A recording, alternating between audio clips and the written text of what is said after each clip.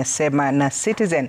Na tunaarifiwa kwamba licha ya teknolojia na mtandao wa kijamii kusaidia vijana kupata hela za kukimu mahitaji yao, imebainika kwamba wengi wanaathirika pakubwa kutokana na visa vya uhalifu na uonevu mitandaoni. Ni hali ambayo imechochea washikadau mbalimbali wakiwemo serikali ya kaunti ya Busia, idara ya usalama na mashirika ya kijamii kuanzisha hamasisho kwa vijana, wanawake na watu wanaoishi na ulemavu dhidi ya visa hivyo. Kwenye kongamano la siku moja lililoandaliwa mjini Busia na kuwaleta pamoja vijana, maafisa wa idara ya jinsia, idara ya usalama pamoja na mashirika ya kijamii, swala la kukabili visa vya uhalifu wa kimtandao lilisheheni. Kutembea na nyinyi all the way Ni baadhi ya vigezo ambavyo vimesababisha shirika la Health and Economic Development Strategy Organization HEDSO kuandaa kongamano hilo kwa lengo la kuanzisha hamasisho na mafunzo kwa jamii, hasa wanawake, vijana na watu walio na ulemavu ili kuwawezesha kuwa salama mtandaoni. Utafiti unaashiria kuwa watu zaidi ya 500 wameathirika na visa vya uhalifu na uonevu mtandaoni kwa njia moja au nyingine. So this project that we are currently doing in Busia, it is aimed at being able to empower the young women and PWDs to be able to navigate within the digital space safely. As you know, the world is digital.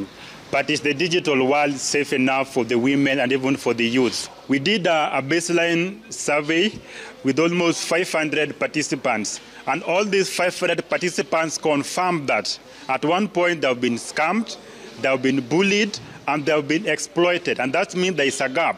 Msaidizi wa naibu kamishna wa eneo bunge la Teso Kusini, Stanley Amimo, ameonya kuwa matumizi ya mitandao, hasa simu za rununu, yanazidi kuwa hatari zaidi kila kuchao kutokana na ongezeko la walaghai. Nobody is safe. The moment you go online with your smartphone, you are at risk. There are good things in the internet and there are bad things. So we need to, from the grassroots, Mama Boga, Boda Boda, the youths especially, so that this thing of send me your details, there's a job somewhere, send some money, and it's just a chain, it's a chain. So naye mkurugenzi wa idara ya jinsia katika serikali ya kaunti ya Busia, Brenda Maketso, amefichua kuwa wanawake wanaathirika zaidi mitandaoni.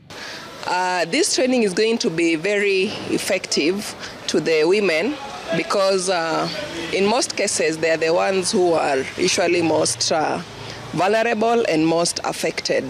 They are the ones who go through cyberbullying a lot, through online sexual exploitation and everything that includes online bullying. Maafisa wa serikali ya kaunti ya Busia wametaja baadhi ya mikakati ambayo serikali hiyo inaendeleza ili kukabili visa hivyo.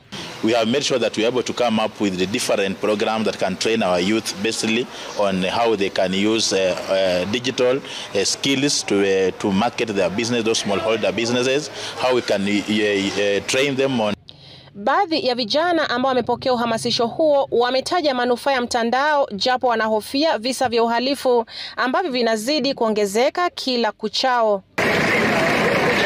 Ni mafunzo ambayo yataendelezwa mtandaoni na kuyapa makundi hayo hamasisho ya jinsi ya kuripoti visa hivyo vya uhalifu mtandaoni. Jane Cherotich, runinga ya Citizen, Busia. Kwingineko ni